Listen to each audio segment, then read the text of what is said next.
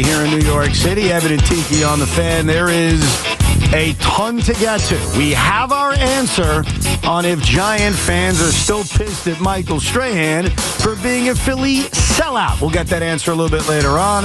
Also, the one thing that would truly worry me about the Knicks, coming off their loss last night to Golden State, and some of the latest juicy NFL rumors, but we have to begin somewhere kind of emotional. Earlier today, if you missed the news, Jose Iglesias has signed a minor league contract with the San Diego Padres. And to open this radio program today, I learned this from my grandfather. Right before he passed away, he said, look, when you bury me and when there's a funeral for me, I also want you to laugh, smile, and celebrate my life. So before we mourn the loss of Jose Iglesias in New York, let's celebrate. Jose Iglesias in New York.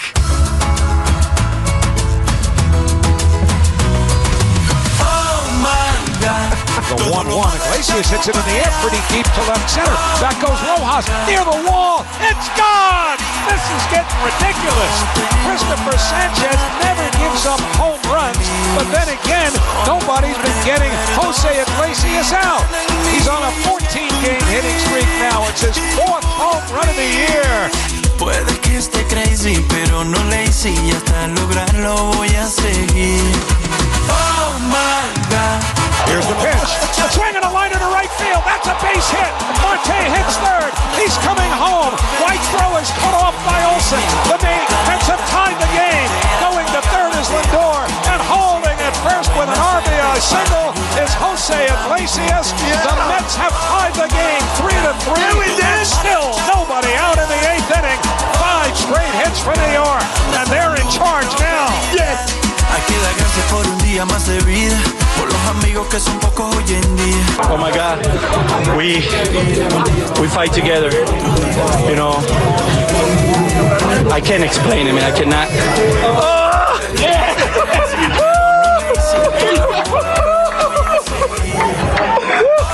The remix.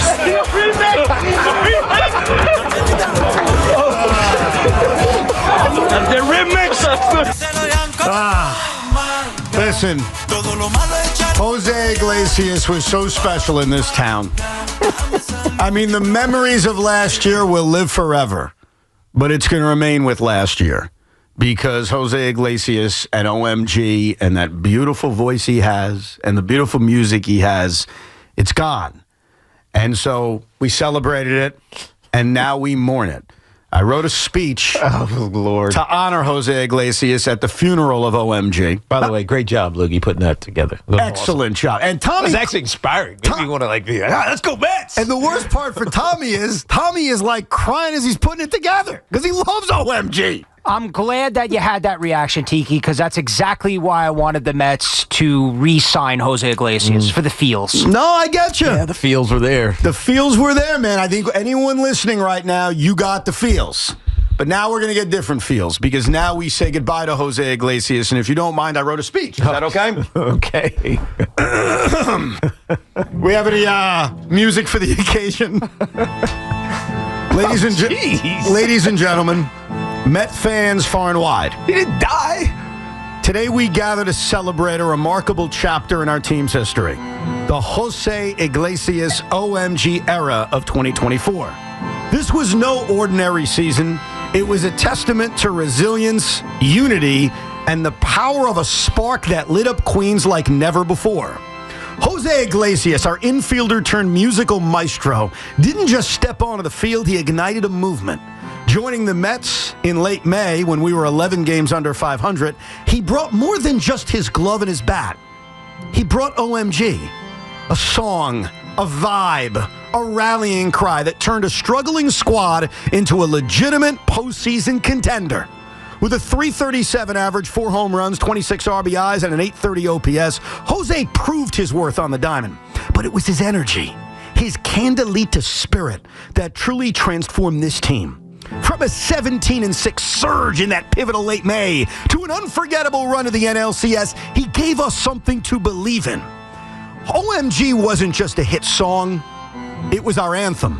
It echoed through Citi Field, danced in the dugout, and united players and fans alike. Who can forget Jose performing it live after that June win against the Astros? Teammates spilling onto the field, waving the iconic OMG sign. It was a joy. It was hope. It was Mets magic at its finest.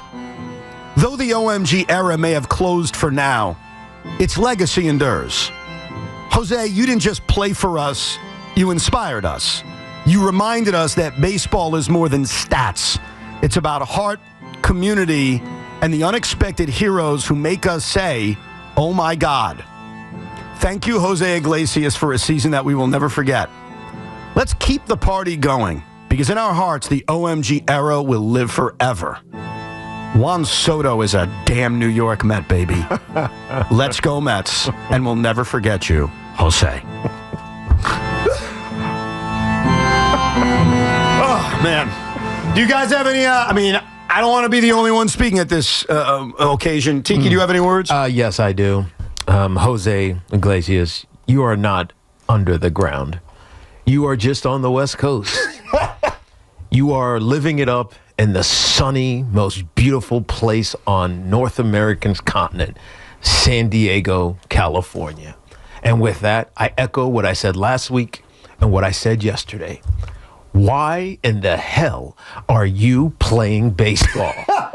Because Solo 2 is that jam. That's his new song, right? That is his new song. Wow. And it's fitting because it's like a love song. To us. To whoever. To us.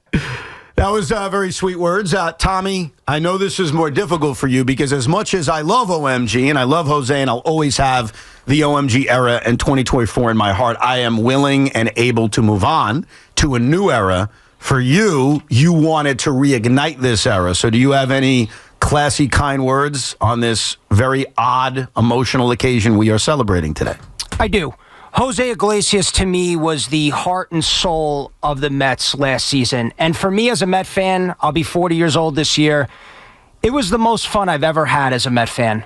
When you think about the entire journey of last year, and right at the heart and soul of that was OMG and Jose Iglesias. Not just on the field, off the field, that anthem. You hear that song, you hear OMG, and you get goosebumps just hearing it. And I'll never forget the moments. I'll never forget last year. So I just want to thank Jose for everything he gave to this franchise. Thank you, Jose Iglesias. We'll never forget it. Sean, you have any words to Mr. Iglesias? Yes, I do. Jose, enjoy your little vacation in San Diego. We'll see you back here in August when the disappointing Mets inevitably trade for you. OMG. Look, real conversation with my fellow Met fans and Yankee fans, too, because Jose Iglesias was available for everybody. 2024 was one of those seasons that are very special, very unique, and very lucky.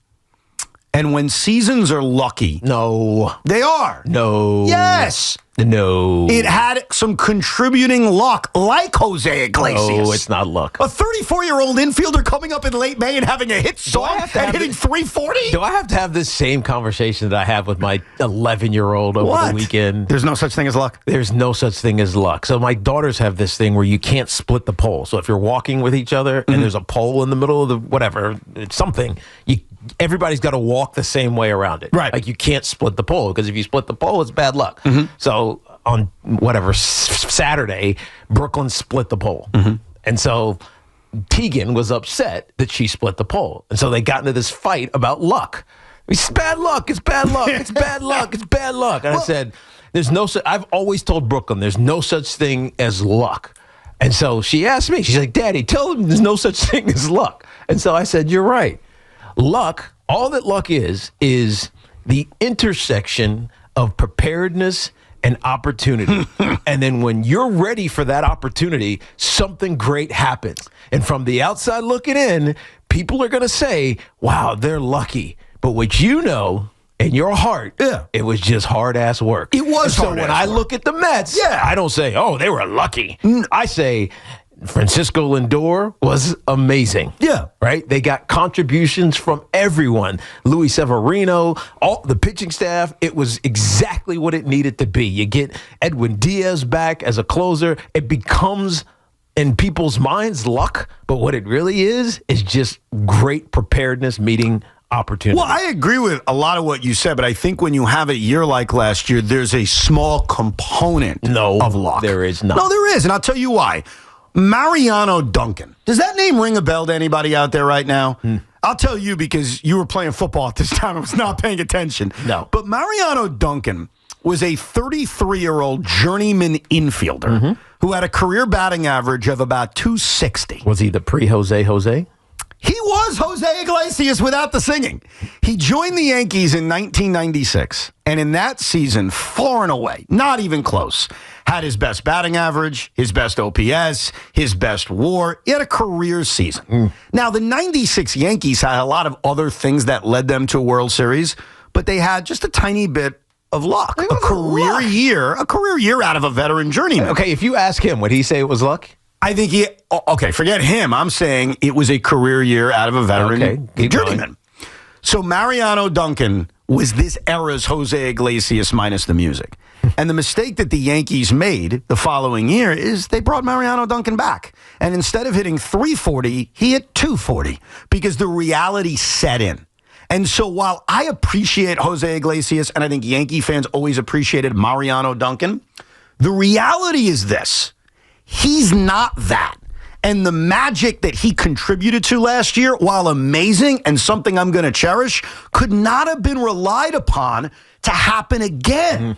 And so I love Jose Iglesias. I literally got emotional when you played that song, Tommy. And the way you put it together with the highlights. Like, if you play it again, I'll actually cry. So it has nothing to do with disrespecting the season or what he did.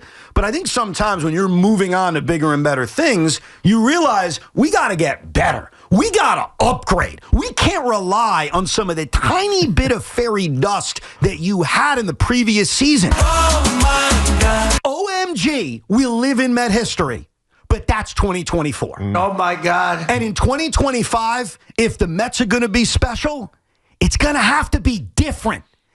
It's going to have to be different. And I can't tell you what that is on March 5th, what that difference is. Maybe it's just kicking ass. Maybe it's just having a murderer's row lineup. Or maybe it's some other gimmick that we're not even aware of.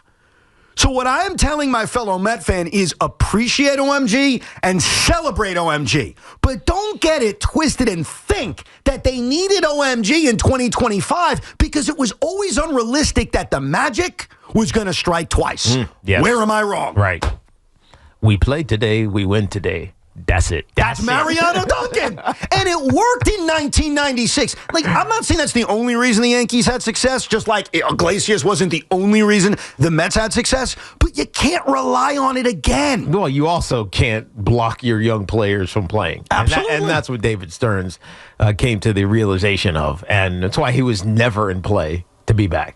Ever. I don't think they really considered it. I think he was only in play to come back under a different offseason where they traded Jeff McNeil for a back-of-the-rotation arm, things like that. But once this roster was set up the way it is, you're right. And so to my fellow Met fan, and we'll get to the Yankees in a few, to my fellow Met fan, I raise my hand and tell you, I am good with this breakup. I am good with this departure because I believe 2025 needs to be different and unique and something we're not expecting. I'm not going to live in the past. I'm good. Are you good? 888-808-1019. Are you going to wallow in the we needed to bring him back train? Now, Positive Tommy is still wallowing, and that's okay. We're both Met fans. We both are in good places, but I can see the wallowing in your eyes. I can see the pain in your eyes. Do you at least understand what I'm trying to tell you and my other Met fans who are treating today, March 5th, as a devastating day? I understand that, but when it comes to most breakups, and we've all been through breakups, part of our coping or part of our getting over the breakup is who did she end up with? If Iglesias signed with the Royals, it's one thing. He signed with a competitor, the Padres, a team the Mets could see down the line. Now, I'm not saying Iglesias could come back to haunt the Mets, but had he gone somewhere like Detroit, no big deal, much like when Jake went to Texas. Yeah. He went to the Padres. This is a team that's going to be in the mix. This is a team the Mets might meet come October. So a little part of me now, he didn't go to the Yankees, thankfully, but going to San Diego, when I saw that, I was like, damn it, he went to the Padres. That's a team that's going to be vying for a playoff spot. So clearly they valued him. Right, but he still has to make the team. Right, minor league deal. Right, minor league deal. He probably won't make the squad. I also think from Tommy's standpoint and this town's standpoint, we should also learn another lesson. You were like Mariano Duncan. How about Tommy DeVito? Tommy DeVito playing in 2024 and not having the magic of 20 kind of tarnishes the good feelings of Tommy DeVito. That's a good point. It was such a high because of OMG, such a high of the good vibes that you brought. Did you want Iglesias going out there with no hit song to thump the clubhouse to and hitting 233 this year? You want to have the good memories. You don't ever want to have sour memories of it. So last year was the year of the gimmick. OMG, contract not renewed. Grimace, clearly contract renewed. He gets a seat. Positive Tommy, one would say, unkillable. He's not going anywhere. Are we just like, where are we at with the rest of the gimmicks? Seymour Wiener? Are we just where do we draw the line we here have to on have, our... We have to have an uncomfortable conversation. In the League of Justice? Tommy, Grimace is dead too. And he has a seat. And so should Positive Tommy. Now, in my opinion... Grimace was somewhere else, wasn't he? He's at the Guard. He's riding the Ranger train now. I see. Look, I'm just giving you my opinion. Last year was last year. And if you try to take the magic or the gimmicks or whatever you want to call it and bring it to this year, it's going to fail. Last year was unique. Last year was special. So if it was up to me, Grimace, Positive Tommy, my dopey beard, that's all the Rally story. Pimp. Rally Pimp. Seymour Wiener. Right, there's a lot of stuff. The Avengers of turning the Mets season around. We're not getting renewed? That's last year. That's when the Mets were the cute, fluffy underdog. Now... they're supposed to be ass kickers. That's right. They're supposed to be big brothers, some have said. Look, there was 15 Marvel movies. Now we only get one? They are supposed to be good enough to not rely on this stuff. I'm telling you, it's a new season. It's a new year of Met baseball. And that doesn't mean we forget about last year. That's why I thought it was important to open this program with a nice tribute, hearing the music, hearing the moments, hearing all that great stuff. But that's 24. It's not 25. It needs to be different. In 2017, the New York Yankees had the thumbs down. That's right. And it was awesome, right? In 2018, it needed to be different.